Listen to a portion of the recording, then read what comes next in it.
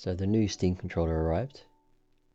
I thought I'd do a quick video on just first hands-on with the new controller and how it feels in comparison to some other controllers that I use. So here we go.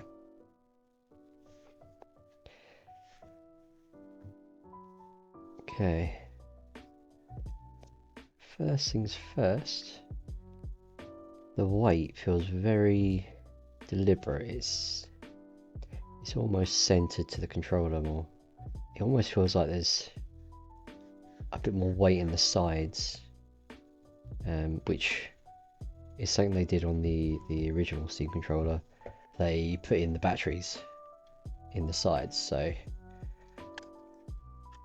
as you can see there, and what they did is it kind of gave it a good balance, I guess. But back to the controller.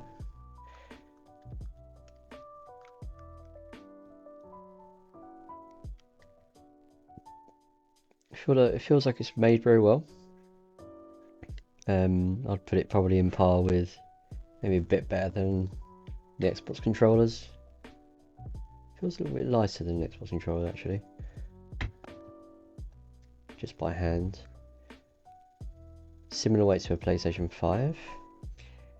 So you got the puck, and that obviously doubles up. One to charge, so it goes on the little back bit there, and then USB-C to A, and I think you can pair 4 Steam controllers per puck or something. I guess it just feels just like I'm expecting it to. So obviously when the Steam Deck came out, a lot of people wanted a controller that was basically that, right? So yeah, it kind of just feels like a Steam Deck. I will say the bumpers do feel a bit different though. They have more of a less, well, not more, I guess less of a sort of clicky touch. Got a bit more treble on it. The standard A, X, Y, B buttons, they feel less clicky again. Obviously you can't really hear that, but they're definitely quieter. So there's that. I've always liked the Steam Deck D-pads, so I think there's nothing wrong with that at all. That feels exactly the same.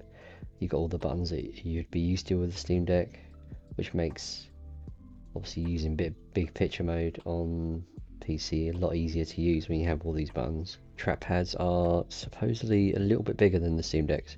They don't look too much bigger, to be honest, on the face of it, but yeah, they're supposed to be bigger. So one thing I'm noticing, quite similar actually to the PlayStation ones, they have this kind of like curve to them. So it's quite similar to that. Yeah, you can see even when you see it there, it does definitely look similar. Less travel though. There's a lot more travel to it. Like,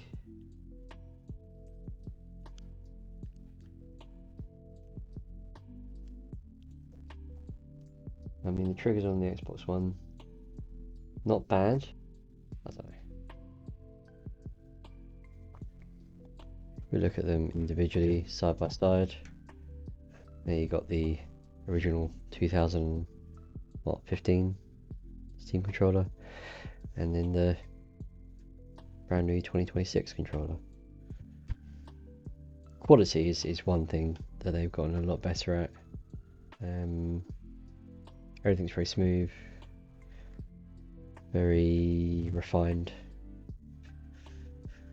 It feels very well built. Something about it. Pick a certain game, this thing can't be beat. I think even against the new one, because the trackpads are totally different. It's a totally different controller, really. If we put it up against the Xbox, it does look like they have similarities in size. I think it does feel less clicky. And yeah, I much prefer the D-pad. I've not particularly liked the Xbox D-pad though, that's always been a bit of a funny one. And lastly, the PlayStation. This one, the D-pad, I find is actually quite good. PlayStation controllers always have quite good D-pads. I mean, this is a very well-built controller in its own right, so yeah.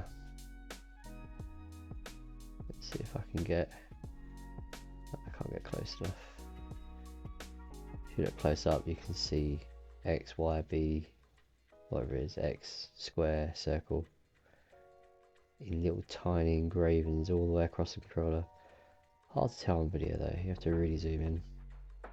Yeah, this is a very well built controller, and obviously this has a few things that the Steam controller doesn't. So the PlayStation 1 has a microphone inbuilt, this does not, and it's also got a headphone jack. So I feel like a headphone jack would have been nice, but it's very rare that I feel like you would need that anyway, being that most things are Bluetooth, and if they're not, you're going to be connecting it straight to your PC anyway. Obviously, you've got the trackpad at the top, and this also has gyro in the same sense, though the way that it's activated is a bit different.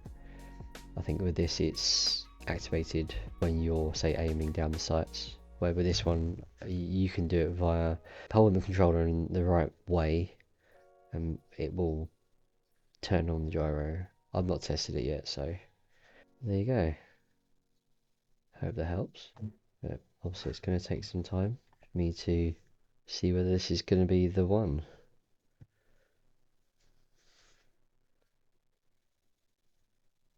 So all in all, very well built, great D-pad, everything feels very comfortable, in a sense feels like a Steam Deck, which is kind of exactly the reason why I bought it. There you go. Thanks for watching.